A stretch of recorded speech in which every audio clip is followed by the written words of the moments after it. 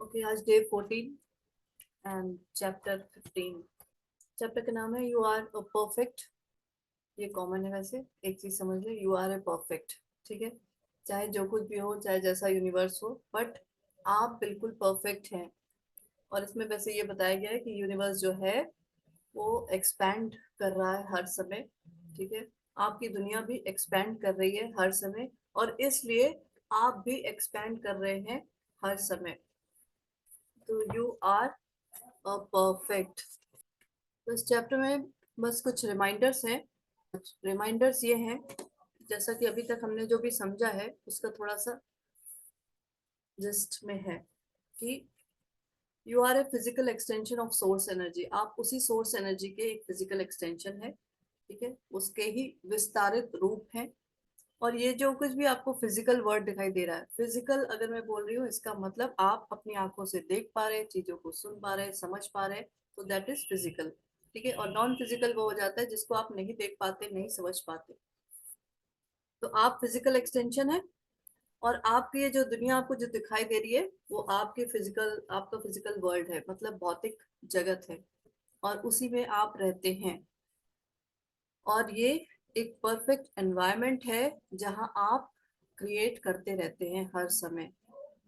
और यहाँ इतनी वैरायटी होने से आपको हेल्प मिलती है चूज करने में। ठीक है, चूज कैसे करते हैं? आपके अंदर जो अभी डिजायर्स आती हैं वो इसीलिए आती है कि इतनी सारी वैरायटीज हैं। वैरायटीज किसकी?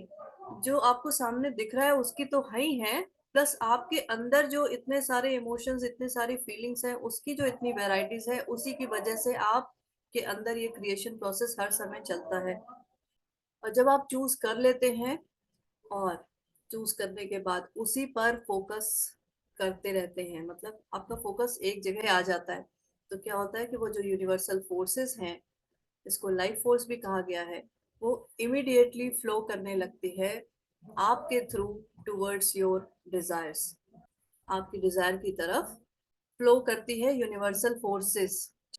तो कभी भी अपने अंदर ये ईगो लेके ना आए कि ये मैंने किया है, ऐसा मैंने किया है, ऐसा ये, मतलब मैं वाली जो बात है ना, वो यही खत्म हो जाती है कि खुद हम, आप मतलब कोई भी, वो कुछ भी नहीं कर रहा है, आप सिर्फ अलाउ करते हैं और करता कोई और है। ठीक है, तो ये चीज बिल्कुल क्लियर हो जानी चाहिए। हमने ये सब समझा होगा कई बार, जानने सुना होगा कि करने वाला वो है ना, सब कुछ वही करता है। तो अब देखो कितनी इजीली समझ में आ गया कि आप कुछ भी नहीं हो। आप सिर्फ और सिर्फ एक चीज डिसाइड करते हो कि हाँ मुझे ये ऐसा होना चाहिए, बस ऐसा होना चाहिए, ऐसा करना चाहिए। आपने डिसीजन लिया और करता वो है। ठीक, उसके थ्रू ही, आपके थ्रू वही एनर्जी फ्लो होती है। चलिए, तो आपको ये सब पता हो, मतलब इस सब चीजों की जानकारी हो, तभी ये सब हो रहा है। ऐसा नहीं है, ऐसा भी नहीं है कि हम ये सब पढ़ रहे हैं, ये सब चीजें समझ रहे हैं तो ही ये सारी चीजें हो रही हैं। हम नहीं भी जानते थे तब भी ये सारी चीजें हो रही थी, है ना। लेकिन क्या हो रहा था उस टाइम? कुछ और ही हो रहा था। उसके बारे में अभी बाद में बात करेंगे, या नहीं भी बात करेंगे तो चलेगा।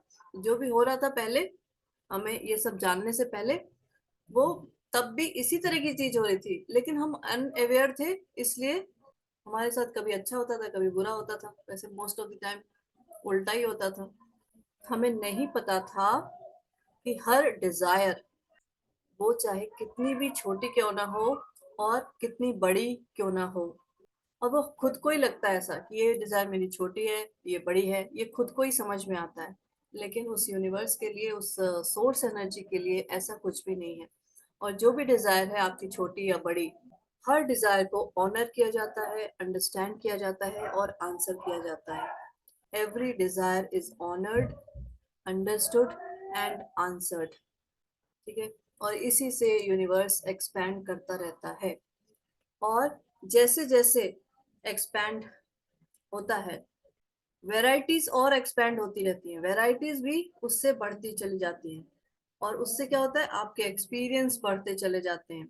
ठीक है, आपके एक्सपीरियंस बढ़ते हैं तो फिर आपकी डिजायर्स और बढ़ती चली जाती हैं। और आपकी जब डिजायर्स बढ़ती हैं तो क्या होता है? उनकी आंसरिंग भी बढ़ती चली जाती है। जैसे आपके अंदर डिजायर आई, आपने कुछ क्रिएट करा, उधर से आंसरिंग भी बढ़ती चली गई। तो इसी से यूनिवर्स क्या है, कंटिन्यूअसली एक्सपैंड कर रहा है। तो इसमें लिखा हुआ है कि you are living in an eternally expanding environment which constantly causes newly focused desires within you, which soars immediately and always answers। कोई भी नई बात नहीं है, लेकिन इसको हमको हर थोड़े दिन पे एक तो ये समझना चाहिए, क्योंकि हम भूल जाते हैं। जैसे यही छोटी सी बात है कि आप कुछ नहीं कर रहे हो, आज हमें ये समझ में आया है कि हाँ मैं कुछ नहीं कर रही हूँ, बस मैं अलाउ कर रही हूँ, करने वाला वही है, वहीं से एनर्जी फ्लो होती है। बट पता है क्या, थोड़ी देर में फिर आप भूल जाएंगे। आप क्या, मैं भी भूल जाऊंगी, अगर अवेयर नहीं रहेंगे तो भूल जाएंगे कि अच्छा मुझे लगेगा कि नहीं ये मैं ही कर रही हूँ। कब लगेगा, जब कुछ बहुत अच्छा हो जाएगा तब लगेगा कि हाँ मैंने किया है। और जब बहुत कुछ खराब हो जाएगा तो लगेगा कि सामने वाले ने किया है, इस सिचुएशन ने किया है। नहीं तो फिर ऊपर वाले ऐसे ही करते थे ना हम सब, ब्लेम गेम चालू रहता था हमारा। तो भाई इससे अपने को थोड़ा सा पीछे खींच ले और बस अपना खुश रहे, और बाकी सारा काम वो करता चला जा रहा है। वाह कितना मजा आ गया। तो आप सब, सभी लोग एक एक्सपेंडिंग यूनिवर्स में हैं, और इसलिए खुद भी एक एक्सपेंडिंग बीइंग है। हर समय हमारा खुद का भी विस्तार होता चला जा रहा है, बढ़ते चले जा रहे हैं।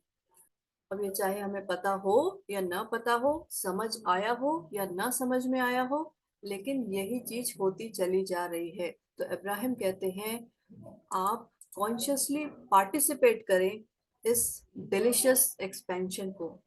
Delicious expansion, so it will be so much satisfying for you to consciously and deliberately participate in your own expansion। जब हम खुद, हमें समझ में आएगा कि किस तरह से चीजें हो रही हैं, है ना, और कितना वैरायटी के साथ कितना अच्छा सब कुछ हो रहा है, तो आप उसमें एंजॉय भी करने लगेंगे। तो या तो पहले से ही एंजॉय करने लगे, प्रोसेस देखते रहे, या चीजों को समझ के तब और मजे ले, मतलब मजे ही मजे हैं ऐसे देखा जाए। खुशी रहना है बस। तो चैप्टर होता है यही खत्म, लेकिन ये बस सिर्फ और सिर्फ आपको एक रिवीजन था कि अभी तक आपने क्या समझा है। तो आज हम एक क्रिएटिव प्रोसेस करते हैं, और ये प्रोसेस नंबर 9 है। और ये लिखते रहेंगे कि कौन सा प्रोसेस बताया जा रहा है, बिकॉज ऐसा ना हो बीच में से कोई प्रोसेस गायब हो जाए। तो क्रिएटिव प्रोसेस 9 है, और इसका नाम है स्क्रिप्टिंग। वैसे तो मैं इसके बारे में पहले भी आप सबको बता चुकी हूँ थोड़ा बहुत, बट आज हम थोड़ा सा और अच्छे से समझेंगे। स्क्रिप्टिंग कब करना है? तब करना है जब आपका बहुत अच्छा आप फील कर रहे हो, बहुत अच्छे मूड में हो, और अपने लिए कोई लाइफ एक्सपीरियंस कुछ भी आप क्रिएट करना चाहते हो कि हाँ ये चीज ऐसे होनी चाहिए इस तरह से। या फिर तब कर सकते हैं जब आप यूनिवर्स को एक कुछ डिटेल में देना चाहें कि हाँ ऐसे ऐसे ये सारी चीजें हो जाए। तो देखिए इसमें कई बार जो क्रिएटिव प्रोसेसेस हैं आपको बताया गया है कि कब करना है। ये सारे काम जो इस तरह के होते हैं ना, चाहे वो स्क्रिप्टिंग हो गया, वो मैजिक बॉक्स क्रिएशन हो गया, और वो रैम्पेज हो गया, तो ये सब चीजें तब है जब आप बहुत अच्छे मूड में हो, बहुत अच्छे मूड में हो। तो स्क्रिप्टिंग प्रोसेस में क्या करना है, सबसे पहले मान ले, प्रिटेंड करेंगे that you are a writer. मान ले कि आप क्या है, लेखक हैं एक। ठीक। और कोई बहुत बड़ी बात नहीं है, हम सब कुछ ना छोटी मोटी कहानी ऐसे बनाने वाले हैं ही हैं। इसलिए ऐसा ना सोचे अरे मैं तो बिल्कुल नहीं, मैं कैसे बन सकती हूँ। और आप ये भी मान लें कि आप जो भी लिखते हैं वो सब वैसा ही हो जाता है। तो बिलीव, बिलीव करना बहुत जरूरी है। You have to believe. आप क्या बिलीव करेंगे कि आप जो कुछ भी लिखते हैं वो वैसा ही हो जाता है। और आपने देखा होगा कि कई बार हम सब जो जैसा लिखते हैं, जो भी डिटेल में हमने वो बनाया, वो एज इट इज हो जाता है ना। अच्छा वो कब होता है, अभी उसके बारे में बात करेंगे कि कैसा ऐसा हो जाता है कि जब से हम मैजिक बुक कर रहे हैं तब से कई बार ये सुनने में आया कि इन्होंने ऐसा सोचा था, इस तरह से लिखा था, ये एज इट इज वैसा ही हो गया।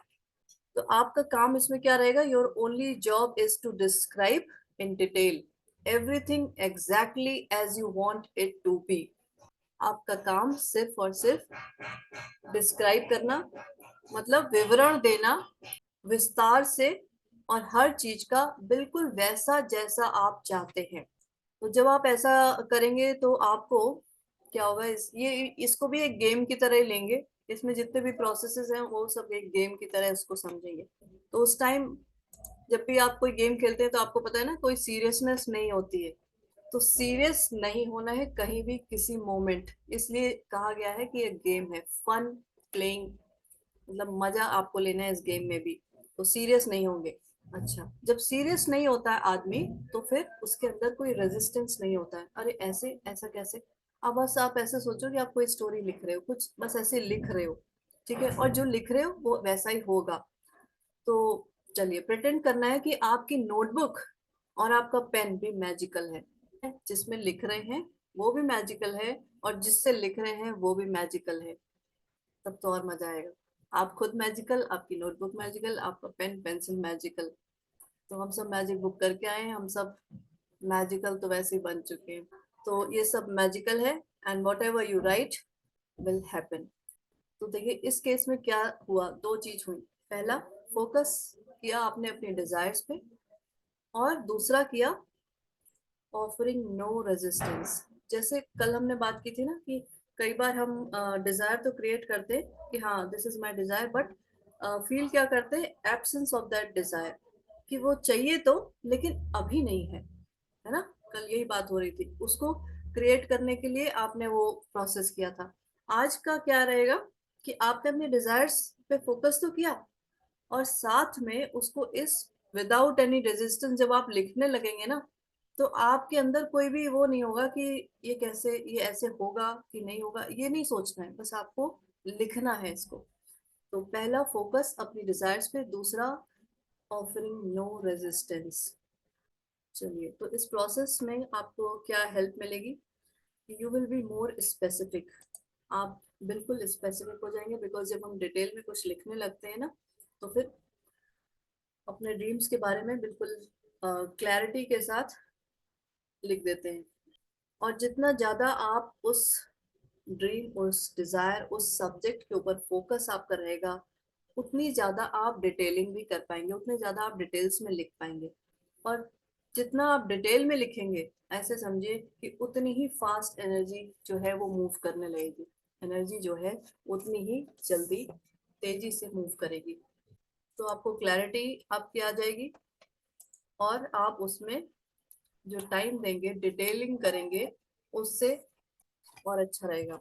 तो जैसे जैसे इसमें लिखा हुआ है कि जैसे जैसे आप प्रैक्टिस करते चले जाएंगे, you can actually feel the momentum of your desire. आपको पता चलने लगेगा कि हाँ भाई, कुछ तो साजिश हो रही है, यूनिवर्स कुछ तो कर रहा है, मैंने अभी कुछ ऐसा सोचा था और अभी कुछ ऐसा हो गया। तो ये ऐसे नहीं हो जाता, कोइंसिडेंस नाम की कोई चीज नहीं है, ठीक है। तो आप सच में फील करेंगे कि यूनिवर्सल फोर्सेस जो हैं वो आपके लिए कुछ ना कुछ कर रहे हैं, काम कर रहे हैं, ठीक है। उसकी साजिशों को अपनी आंखों से देखना शुरू कर देंगे। आंखों से आदमी तभी देख पाता है जब नॉन फिजिकल उसमें काम हो चुका होता है। नॉन फिजिकल मतलब जो आपको नहीं दिखाई दे रहा, उसके बाद ही वो चीज आपको फिजिकल फॉर्म में दिखाई देने लगती है। तो आपने जो चीजें लिखी होंगी, वो आप लाइफ में वैसा ही एक्सपीरियंस करने लगेंगे। बिकॉज आप जब ये प्रोसेस कर रहे होंगे ना, तो आप खुद ही देखेंगे कि आपके अंदर कोई डाउट या डिसबिलीफ नाम की कोई चीज नहीं रहेगी। आपको मजा आएगा कि हाँ उसमें और क्या ऐड कर सकते हैं, और कैसे लिख सकते हैं, और क्या कर सकते हैं, है ना। किसी ने स्क्रिप्टिंग करी होगी तो पता होगा कि उसमें आदमी मजे लेने लगता है, एंजॉय करता है उस पूरे प्रोसेस को।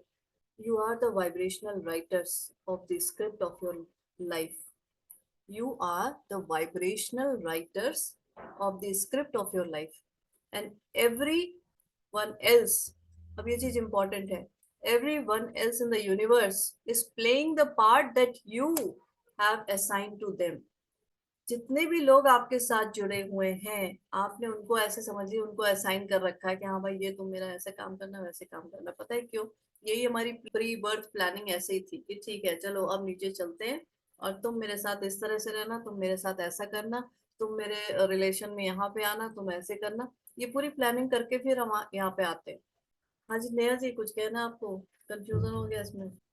दीदी स्क्रिप्टिंग नहीं समझ आया मुझे।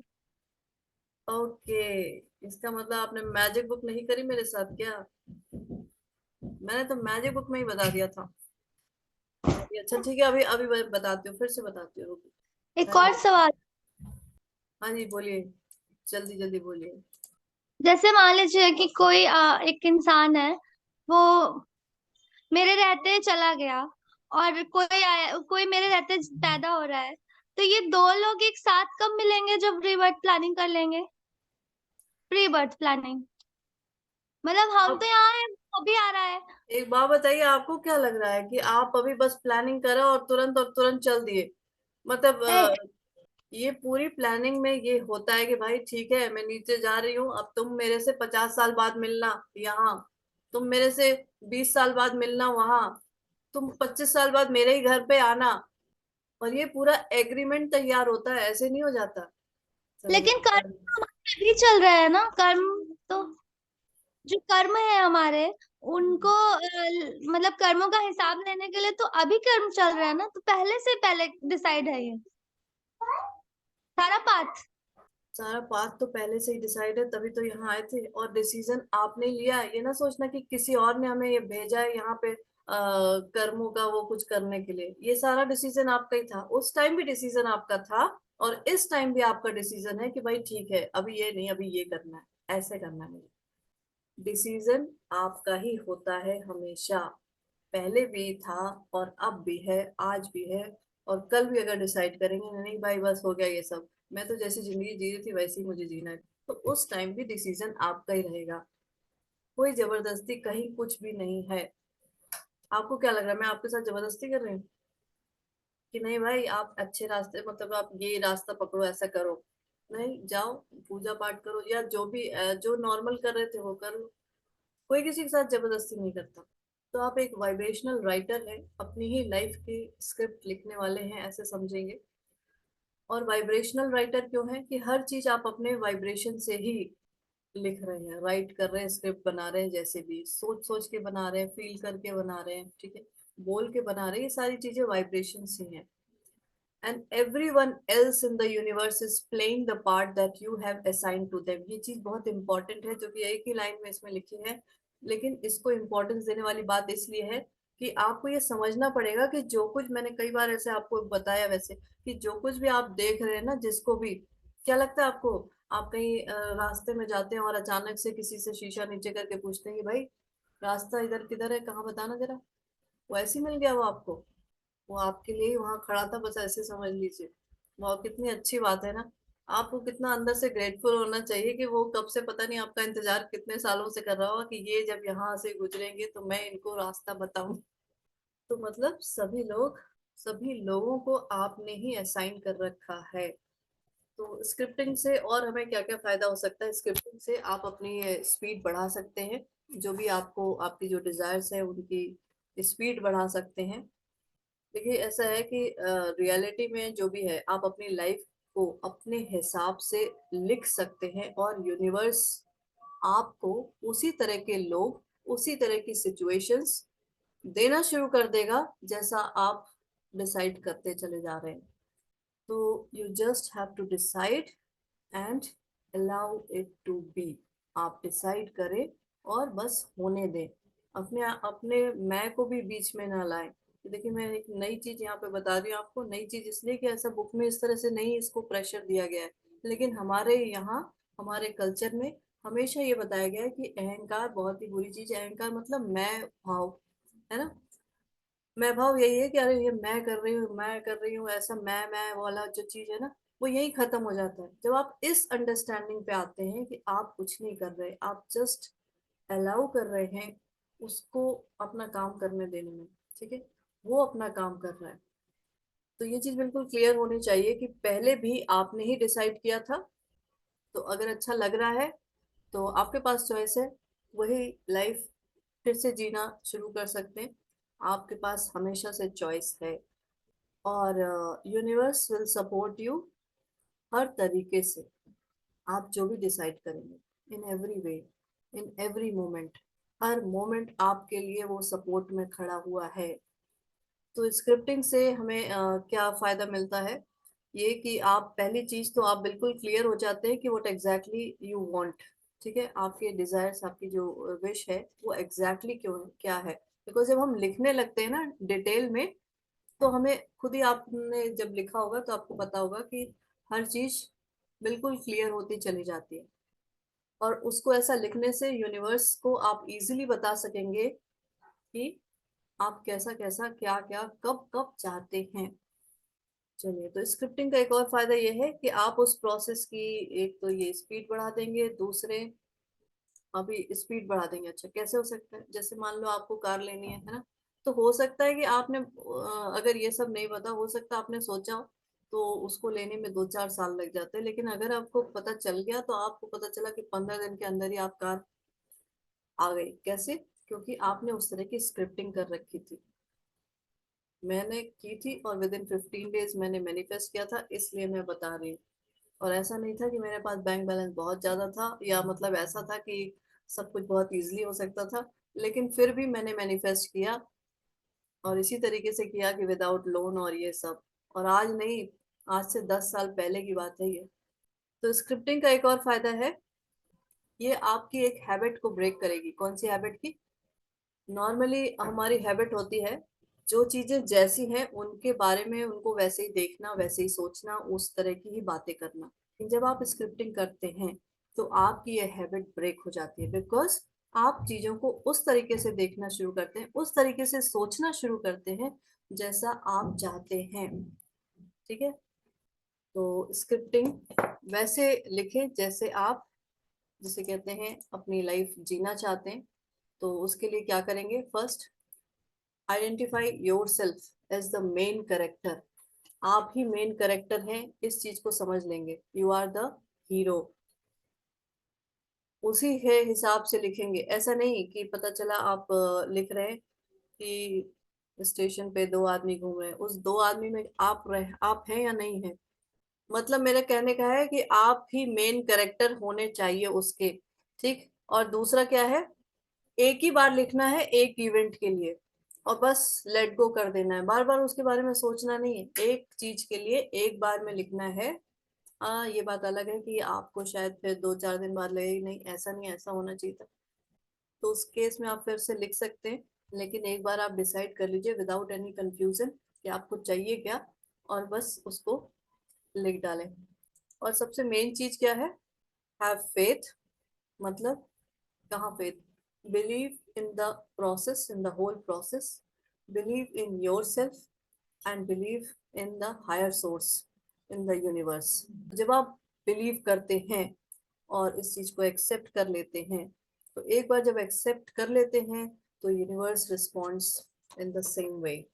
आप सबको पता है कि एक बार अगर आपके सबकॉन्शियस माइंड में ही ये बात एकदम घुस गई ना, तो वो चीज वैसी ही करके आपको सामने लेकर आ जाता है। हाँ जी।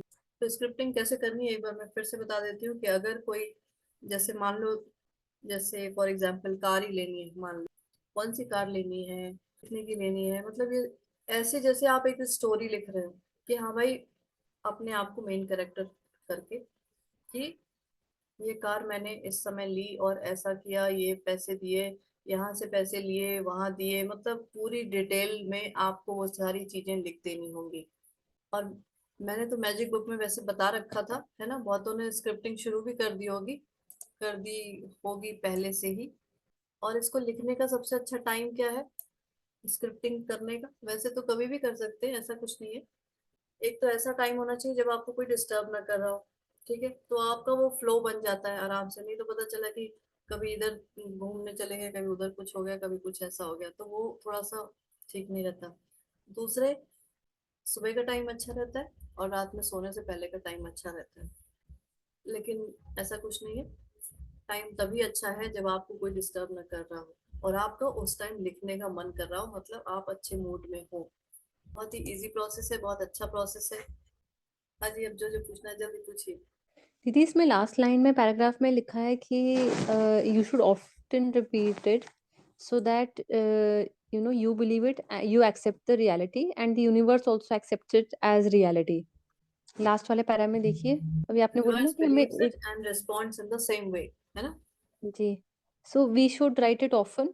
अभी जैसे आपने बोला ना कि एक बार लिख के हम छोड़ दें, तो जैसे लिख के छोड़ देते हैं बट होता है ना यू वांट इट बट अंदर से वो एक्सेप्टेंस नहीं आ रहा होता पूरा, या कहीं रेजिस्टेंस होता है। So we in that case we should continue to repeat it, और या लिखना ही रिपीट चाहिए हमें। Repeat that same event. नहीं, एक चीज के लिए एक ही बार लिखना है बस। और स्क्रिप्टिंग ऐसा नहीं है कि ऐसा कॉम्प्लिकेटेड प्रोसेस है कि कभी कभी आपको करना है. You can do for daily. मतलब मान लो आज की इवनिंग कैसी होनी चाहिए, उसके लिए मैंने स्क्रिप्टिंग कर डाली. कल का मेरा दिन कैसा होना चाहिए, वो उसकी मैंने स्क्रिप्टिंग कर डाली. ठीक है. ओके दीदी. तो विद प्रैक्टिस. और प्रैक्टिस मतलब यही कि डिफरेंट सिचुएशन के लिए, डिफरेंट इवेंट्स के लिए आपको लिखना है. एक ही चीज के लिए बार बार लिखते रहेंगे तो फिर पता है क्या, वो रेजिस्टेंस हो जाता है कि अच्छा नहीं हो रहा है, अब ये ऐसे होना है, उसमें कंफ्यूजन भी हो जाता है. आज पता चला आपने कुछ और लिखा, कल आपने कुछ और लिख दिया, तो मिक्स वाइब्रेशन भी हो गई. ओके दीदी, थैंक यू. अजी नेहा जी, कुछ कहना है कि आपका परमानेंटली हैंड रेज ही हो गया? शायद मेरा क्वेश्चन सेम ही था जो अभी इन्होंने पूछा है. ओ, इसमें भी 369 टेक्निक करनी है तो सेम ही हो जाएगा ना? इसमें 369 टेक्निक नहीं करनी है. इसमें बस आपको एक पेन लीजिए, एक नोटबुक लीजिए, ठीक है, और इस चीज को मानिए कि एक तो आप मैजिकल हैं. आपका जो पेन आपने ले रखा है, मेरा पेन ये है, बहुत अच्छा पेन है. तो ये मैजिकल पेन है. मेरी नोटबुक जो है वो मैजिकल है. और मैंने अब इसमें बैठ के लिखना शुरू कर दिया कि मान लो आज रात में मेरा कैसा टाइम होना चाहिए. बहुत ही छोटा एग्जाम्पल मैं दे रही हूँ. बहुत बड़ी बड़ी चीजों के लिए लिख सकते हैं, बहुत छोटी छोटी चीजों के लिए लिख सकते हैं. ठीक है. और बस मैंने एक स्टोरी लिखना शुरू कर दिया कि अच्छा मैं ये कर रही होंगी, मेरे साथ ऐसा हो रहा होगा, मैं ये खा रही होंगी, फिर मैं इतने बजे सोने जा रही हूँ. मतलब पूरा आपने एक स्टोरी टाइप लिख दिया. बस हो गया. अब उसको बंद करके रख दीजिए, अब इसके बारे में सोचना नहीं है. फिर हो गया. फिर सुबह मेरा मन किया, फिर मैंने किसी चीज के लिए लिख दिया, है ना. तो कोई भी छोटी इससे चीज, छोटी से छोटी चीज के लिए लिख सकते हैं, बड़ी से बड़ी चीज के लिए लिख सकते हैं. अपने लिए भी लिख सकते हैं ना, खुद के लिए कि हम क्या हैं, कौन है, कैसा होना चाहिए हमारा. हाँ, वो भी लिख सकते हैं. वो तो एक अलग चीज हो गई है, ये एक अलग चीज है. डेली का जो, नहीं राइटिंग तो है ना, मतलब कुछ भी लिखना है अगर तो. डेली का जो लिख रहे हैं हम, और वो पूरा नहीं हो रहा है तो उसके बारे में भी नहीं सोचना है कि नहीं हुआ तो जाने दो. हाँ, उसके बारे में नहीं सोचना है आपको. इसलिए तो मैंने कहा लिखा हो बस उसको भूल जाइए. ऐसा क्या आपको लग रहा है कि एक बार में आपने लिखा और आप एकदम वो हो जाएंगे? नहीं भाई. जब आप ये प्रोसेस बार बार करते रहेंगे तब एक टाइम ऐसा आएगा कि फिर जो आप लिखेंगे वो वैसा होने लगेगा. अब वो टाइम कितने दिन बाद आएगा? वो टाइम आपके ऊपर डिपेंड करेगा कि कितने दिन बाद आएगा. आप कब तक ऐसा सोचना बंद कर देंगे कि अच्छा ऐसा भी हो सकता है, नहीं हुआ तो. ये जो आपने अभी बोला है ना, इसी वजह से नहीं होगा बस. ये जो दिमाग में थॉट आई और आपने बोल भी दिया, नहीं हुआ तो क्या करेंगे फिर? लो. आपने कहा कि डेली का इवेंट लिखो, शाम का लिखो, हमने शाम का लिख दिया. अब नहीं हो रहा है या फिर टाइम लगने वाला है उसमें अभी, तो उसके बारे में सोचना नहीं है ना कि मैंने दिमाग में मैंने लिखा था क्यों नहीं हुआ. हाँ, नहीं सोचना नहीं है उसके बारे में. अच्छे से समझने की कोशिश करें कि कहना क्या चाह रही हैं आप. कुछ है ऐसा इसमें? मैं क्या कहना चाह रही हूँ बताओ मुझे. किसी को पता चला इतनी देर से मैं क्या कहना चाह रही हूँ?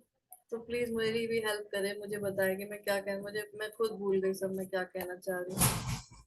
दीदी आप जो राइटिंग है ना उसको और इम्प्रूव कर रही हैं, मतलब और एक एडवांस स्टेज पे ले जा रही हैं जहाँ पे छोटी छोटी चीजों से थोड़ा और आगे निकलना है.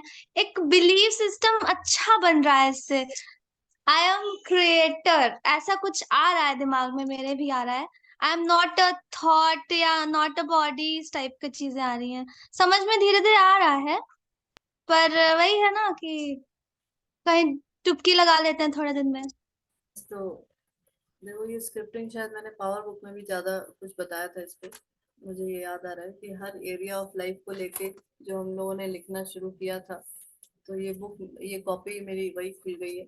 इसलिए मुझे याद आ रहा है कि हर एक एरिया ऑफ लाइफ को लेके जो हम सब ने लिखा था, कभी उसको पलट के देख सकते हैं तो पता चलेगा कि हाँ, बहुत सारी चीजें हो चुकी हैं as it is.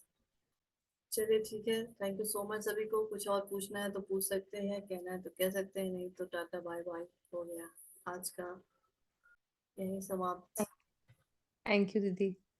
Thank you, ma'am. Thank you. Thank you, ma'am. Thank So much. You दीदी. Thank you so much, ma'am. Thank you.